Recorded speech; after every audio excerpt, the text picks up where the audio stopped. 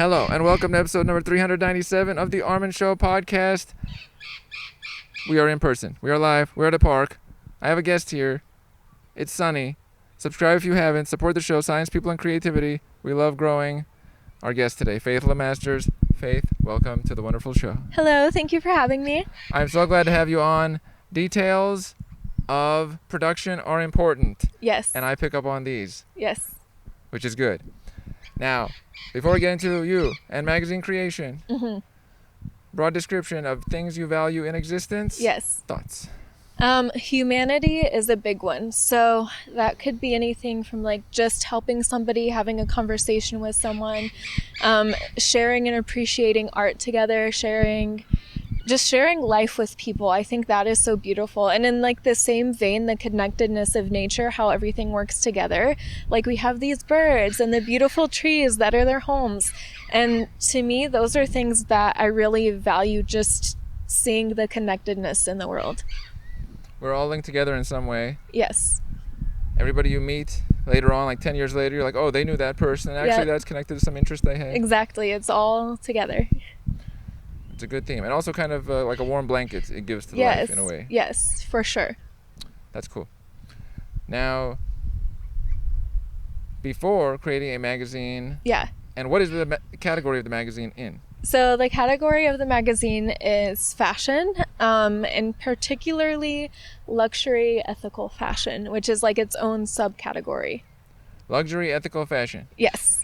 Which part about each of those speaks to you? So like luxury. Yeah. How is that manifested? What does that look like? What is luxury? Yeah. So to me, luxury is something that is very precious. Usually a lot of time goes into making it. The best fabrics are selected and chosen. There's attention to all of the little details. So to me, that is what makes something luxurious. It's not always necessarily something with the highest price point, but it is something that is the best made. And in terms of ethical fashion, to me, that's not exploiting people along the way. So paying all workers a fair wage, making sure factories are safe, making sure that you're not wasting a bunch of fabric and just tossing it out and finding ways to reuse that. So that's what ethical fashion looks like to me. And then fashion is important just because to me, it's such a vital form of self-expression. And for me, as I've gotten older, I found that really being able to express myself in that way is so powerful. And it's a power that each of us has if we're willing to spend the time with it and learn our style and harness it. What power can someone express with their fashion? What can they say? What are some things a person can say through their fashion? Yeah, so it's so funny. I actually, when I was in college, I started saying that fashion is the classiest form of protest. There's so much you can say. So you could literally, for example, buy a t-shirt with an important statement on it, like, oh, women's rights, or whatever the issue is that you want to raise awareness to. So it can be very literal, but it can also be something that's maybe a little bit more subtle. So, for example, with everything that's unfortunately happening right now in Iran, with women being forced to wear the hijab and cover up, a lot of women are just refusing to wear it, or they're not covering their hair all the way, and that's something more subtle. And there's a lot of power in what they're doing because they are choosing to say that, no, I have the right to dress how I want, and I have the right to have a belief and a relationship with God in the way that I believe and not how I'm told to. So it can be something that's, again, more subtle or something very straightforward. And I think on a more basic level, not quite as deep, how we dress can help give us confidence. Because I know for me, I have gotten very far away from wearing just like jeans and t-shirts. For me, that's kind of when I feel my worst. But if I'm dressing up every day, wearing like dress pants, a nice blouse, a skirt, a dress, I am so much more confident, and I feel like my true energy of who I am shines through that. You're able to impact the way you would like to. Exactly. The other one is more limiting. Exactly, yes. Can you rate them on different levels of like, this gives me a 10 worth of this, and this gives me a 7 worth of this. This is a 2. Yeah. If I'm wearing this is a 2.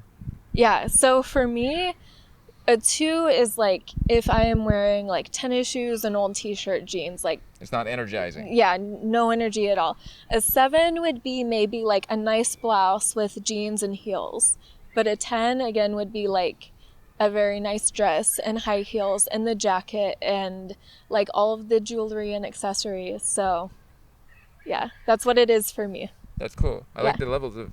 That's nice. Yeah. There are differences there, and it does do something. It does. It definitely does.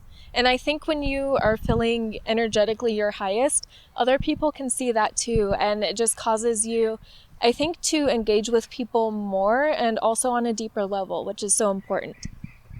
I agree highly. At certain times when I'm in a good setting, or clothing can make a difference. Yeah. And then boom, suddenly like doors are opening, opportunities are happening, and it wouldn't have been that without that. It just wouldn't. You can't tell like specifically the exact difference, but you just know it wouldn't have occurred that way. Mm-hmm. This opens up a new energy level of this happens, and this person, and this opportunity. Exactly. And warmth. Exactly. Yeah, it's very different. Yeah. I've seen this many times. I've done a lot of socializing in public, Mm-hmm. so I can notice the differences Yes. very clearly. Yes. 10,000 sure. examples does it. Yeah. How long have you been into style and or fashion? How early? At what age did you start to sense like, I'm looking at these details? Yeah, so I think it's something I've always been interested, but when I was young and even as a teenager, I didn't know how to do it. I remember at one point, this girl, she was like asking for feedback on her outfits. I think I must have been like maybe 13 or 14 at the time. And she had this combination of shorts. I remember they had like teal stripes on them and a red top. And I said, teal and red, in my opinion, do not look good together. Bold and I was statement. like, Okay. I was a bold kid. And then I was like offering her different suggestions for what to wear. So I think I always had like this innate interest in it. I just didn't understand how to work with it. And then as I got older, like I would say early 20s, I started realizing that it could be something powerful, that it was something people around the world were using to drive change in different ways. And that, again, on a personal level, it's something that could help you feel more confident. So at that point, I started kind of exploring my own style, and I had always loved writing, and I knew I wanted to write in some capacity. And then one day I just sat down and I started looking at different jobs where I could write and do something with fashion. And that's kind of how it all came to be. That's cool. Yeah. Writing is very important. I It is. value it highly. I feel like you can write your way to something. Yes. If you do enough writing in a direction, Mhm. within enough days or time, you are towards there. And then you tell somebody about it. Then you reach for it. Then you make a call. You send an email. By the time you're done, you're sort of Yes. there. Journaling. What kind of journaling have you done? What value has it brought to you? Yeah, so I do a few different microphone types closer. of journaling. So once in a while, I'll do like reflective journaling where I'm talking about my day or different thoughts I have. I'll write like a little poetry, just whatever thoughts come to mind. And then I also am a very big believer in spirituality and the laws of attraction and manifesting. So I also journal in the sense that I write about like what I'm working on, what I am believing will happen. And so that's very important to me as well. You can pull things into your existence through a lot of effort, or Yes. through saying things, thinking them. And then, do you ever think about this? Like, you can actually will things away if you think, like, no, I'm not paying attention to that. Yeah. It starts to distance from you. Yes. Yeah. Yeah. I was just talking about that recently. It's something you can. We have like a magnetic push and pull if we need to. Yeah. Now, in the related space, wait, and then spirituality, how does that manifest more often? Do you think about it like, what does spirituality mean to you? So for me, I do believe in God, and I do also believe in Christ, but I focus on like his love and his teachings about helping others. And to me, that is like the most important thing and the most important legacy we can have in life is just loving and being kind and helping others. So that's a huge part of it. And again, the connectedness of everything is a big part of my spirituality, just understanding that all of this does work together and does serve a purpose. So yeah, I think for me, that's what spirituality looks like. That's cool. There's something to be said. I've talked about statistics where religion has gone down, but at the same time, religion has gone down. Some of the elements that are not positive in society have also gone up. It's like opposite. So it speaks to the fact that maybe religion had something good to bring to society, and a disappearance of that is maybe a risk factor. Yeah. I think the problem is, and What's this, the problem? Just the answer for the problem. I'm and wondering. this happens with a lot of things, unfortunately, but I think that religion became so infiltrated by politics and all of these other things. Got all polarized. Yeah, that people kind of just lost sight of what was important, and instead of love, people started hating or being judgmental. And you have all of these other things coming into play. And I think that's why religion is going down. And I think that sort of hatred and judgment in society is the problem. Not necessarily that the interest in religion is going down. It's that people are being more open and outward about that. And it's not just people in religions, it's people overall. And it's like, again, an energy thing. Like that energy is kind of feeding off of itself. So I think that's the biggest issue. And I think the biggest way to fight against that is to just be a loving person and stand up for what's right and stand up for others. Be warm. Exactly, yes. It takes more to be warm now than to be the opposite. The opposite is Yeah. easy. You get more attention, you'll get more Exactly. people that relate with you. But to be warm, you're standing out now. Exactly. How dare you do such a thing? Why are you happy? Yeah. Unbelievable. Yeah. You're making a statement just by being warm, or even peaceful, or even calm is almost a Right. statement in its Right. own, It is. which is good. Yeah. Now, speaking of making a statement, some statements are made visually and through text. Yes. You have created something which I would describe as L'Avenir de la Mode. Am I correct? What is the name of your magazine? Can you tell us? L'Avenir de la Mode. So it is a French name. It means the future of fashion. The Future of Fashion. Yes. In French. By the way, and that was not, I never heard it, so there you go. Yeah. Shout outs to finding a niche. Yes. That's cool. What would bring you to think of such, or to want to bring people together in that capacity? And Yeah. what is your connection to the French people? So I studied French as my second language. I have a French surname. I've just been interested in the language. And then when the time came to name the magazine, I really wanted the future of fashion, but it's sort of like a term that's thrown around a lot. Like people use it for a lot of things like, oh, AI is the future of fashion or whatever. Like there's so many different iterations of that. So I was like, okay, how can I make this different? And then in my brain, it just came to me in French. So I was like, okay, this is the title. Like this has to be it. It sounds great. Thank you. Thank you so much. It sounds better when you say it, but it sounds great. Thank you. It's smooth. Now, what would you like the magazine to represent? So I really want it to represent the values again of being ethical and what that looks like. Again, not exploiting people, creating meaningful art, and creating items that are meant to last and make a statement.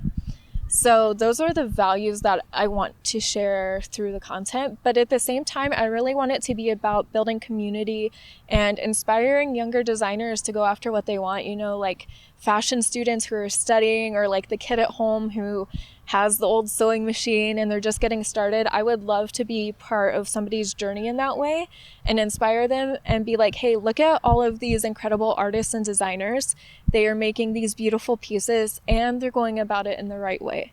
So at the end of the day, that to me, I think is probably the most important thing, is that community and just showing the importance of craftsmanship and art, and that people still care about that, because I think especially with fast fashion and everything, it can kind of get lost. But at the end of the day, there are so many people who want that connection to something, and they want to feel moved by something, and it still exists. So we just have to help people connect with that. Now, is it an electronic magazine? Is it a physical magazine? And how does one put together a magazine? So it is both a digital and physical copy. Right now, and for the next few weeks, the digital will be on sale for $5. It's usually $10. So if you're interested, now is the time to buy it. We have a physical copy as well. And then we also have preview articles on the website if you kind of want to get a taste of what's in it and then decide, which is great. But it is a very lengthy process, let me tell you. So I first started conducting interviews last May. So literally a year ago, I first started sending out emails and working on it. Yeah, like a full calendar year though. And I started working on it then. I was anticipating to release in last September or October. But as I was working on it, I realized it just felt very, very incomplete. And I kept working on it and like trying different things. And my friend Zach Cadwallader, who is an amazing designer, he's also featured in the magazine. I met him. Yeah, you did meet him. Yeah, Fashion Week.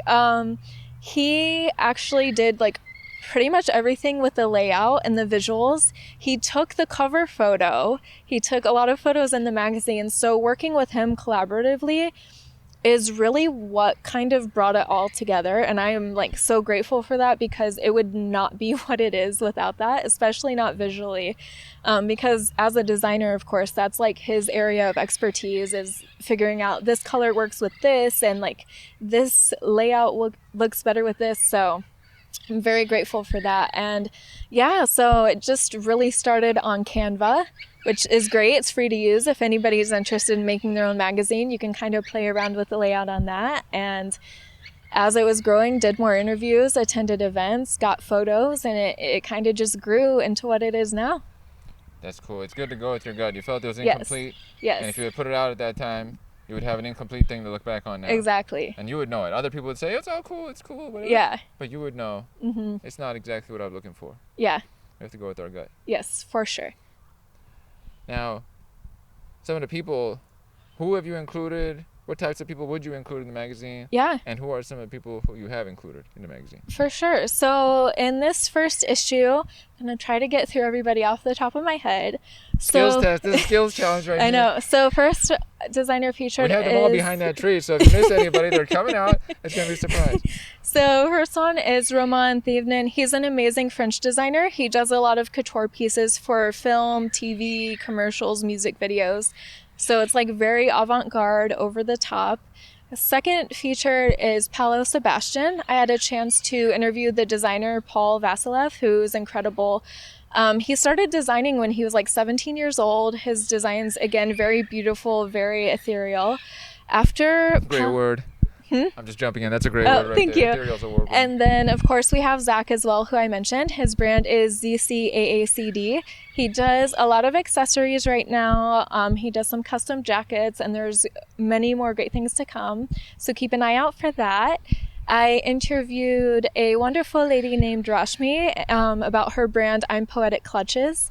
So she has a team who makes all of these gorgeous clutches by hand, and she's from India. So a lot of the pieces incorporate like traditional craftsmanship. So that's really cool. I interviewed Lily, who's the designer behind Rimknit Bikinis. So she actually made the collection at the Fashion Week we met at LA Swim Week. Yeah, so she was so cool to talk to. She has a really great value of trying and wanting to uplift women with her collection, which I appreciate so much.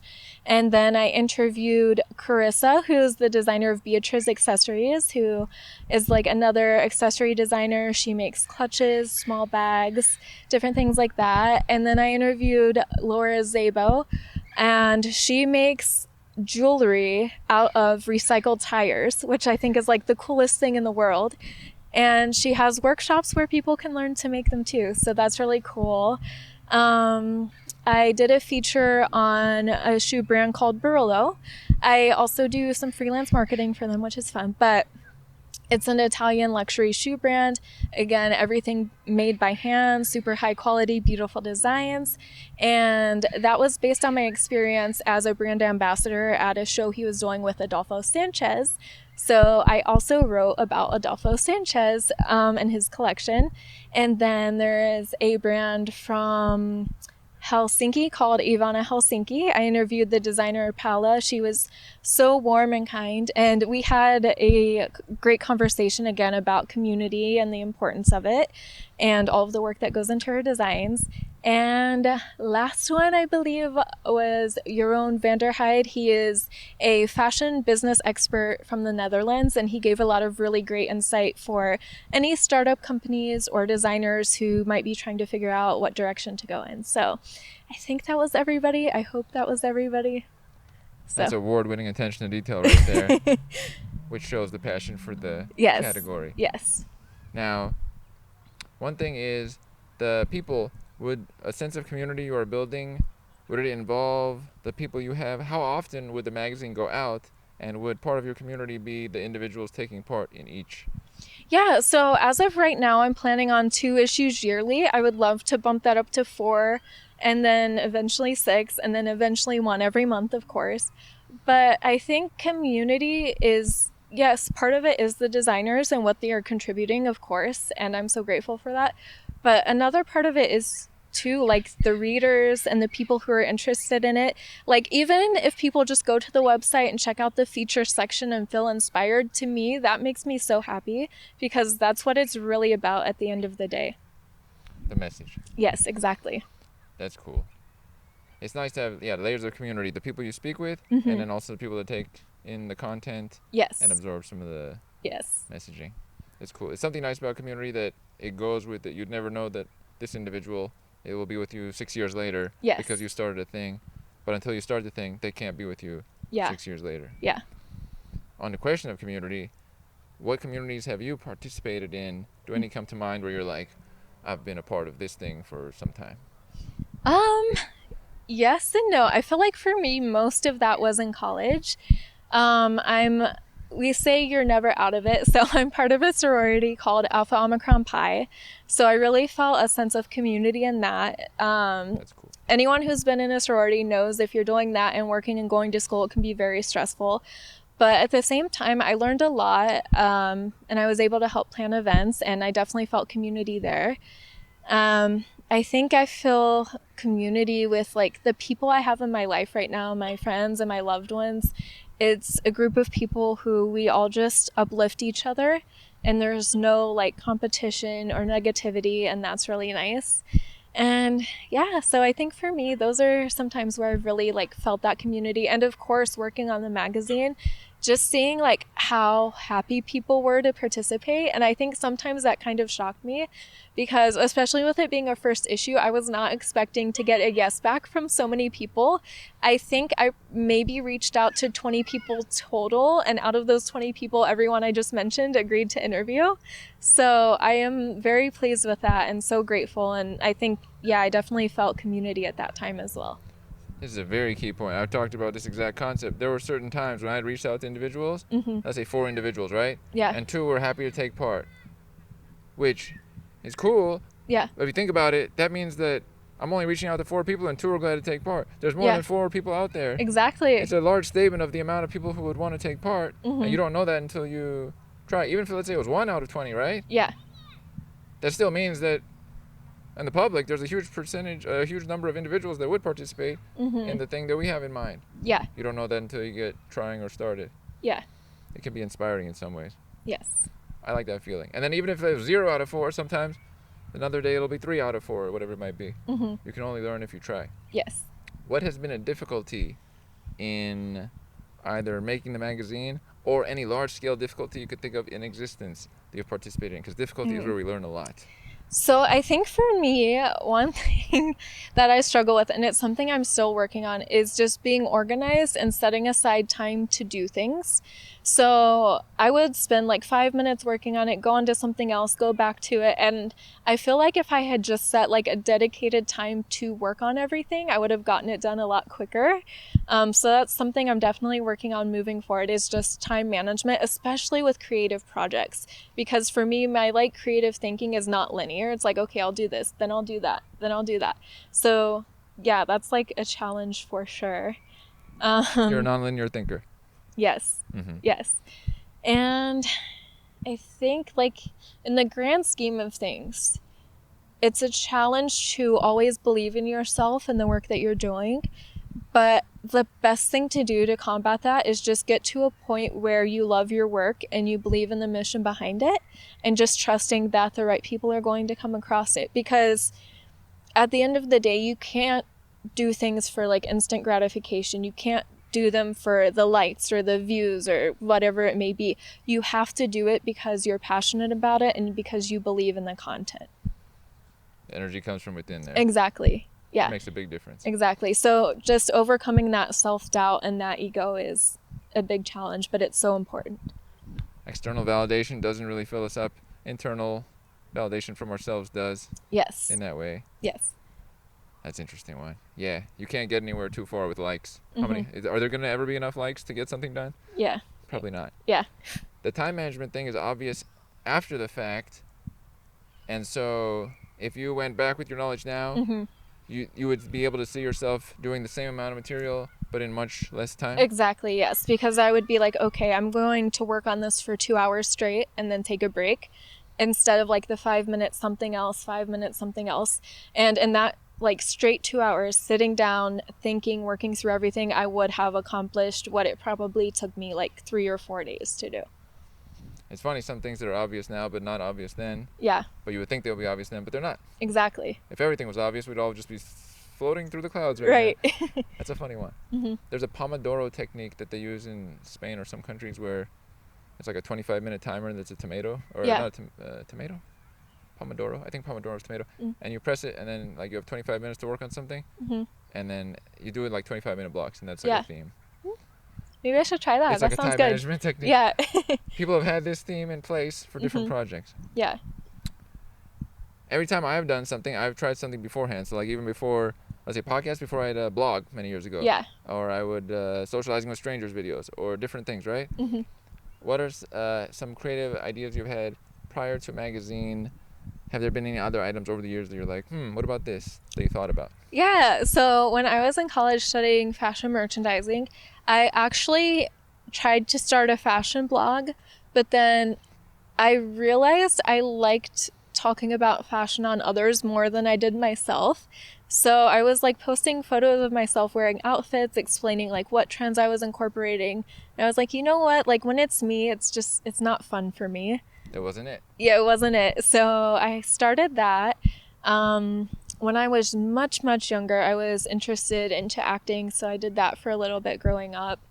And I wrote poetry from the time I was in middle school. Like I mentioned earlier, I still do that as like a way to unwind and reflect on everything. So I think I've pursued like a lot of different like creative outlets throughout the years with like writing and creating art in some capacity or another. I knew that had to be the case, but it's usually the trend. Creative, like Yeah. it's the steps to what the thing is. Yes. That's cool. You said acting. I just got an idea. Okay, we're gonna both pretend we are high school kids that just found out about your magazine. Okay. We're really excited about it. Wow, Okay. have you heard about this new magazine? I have. It's so amazing. Oh my God, have you read it? I've looked at it. It's pretty exciting. What do you think about it? I love it. It's my favorite magazine ever. I can't believe I've never read this before. I think everybody should how read have it you right never now. read it before? Like, what's I going know, on? exactly. Like everybody should have read it. Yeah, like catch up with the other people. All the cool kids have done it. Exactly. Like they're reading it, they're looking at the imagery, and they're figuring out about fashion. And we were just wondering, when are you gonna catch up? Exactly. Like it's time. Like everybody needs to know, so they got to get it. That's true. I like watermelons. Yeah? I like cherries. Those are my favorite. That's cool. Long live that. It's wonderful to go into alternate world. Yeah. They would talk something like that. I don't know exactly how they would, but they would talk something like that. Yeah. That's a valid point. I like to make things in a variety of categories. Let's see, with people, words, freestyle rapping, writing stuff, video, audio sometimes. It's cool to create in different spheres and such. You're a non-linear thinker. That's not the most common type of individual. How does that affect existence? This is a broader question, but does it make it a little bit more challenging? Because I think it is a smaller grouping of the broad collective of people. I think I'm learning ways to work with it. How do you do it? So currently working on marketing work, like I take a lot of notes. I have sticky notes everywhere. I have like a notebook full of notes. So a lot of note taking, keeping things organized in that way, keeping a planner. And then for the magazine, same thing moving forward as I'm getting started on the second issue, kind of having a plan, coming up with a layout beforehand, being like, okay, I want this article here, this one here, and just really planning everything strategically to the best of my abilities so I have an outline to follow. Because even then, if it's not like linear thinking, the outlines and the notes can help me get all of my thoughts in order in some way.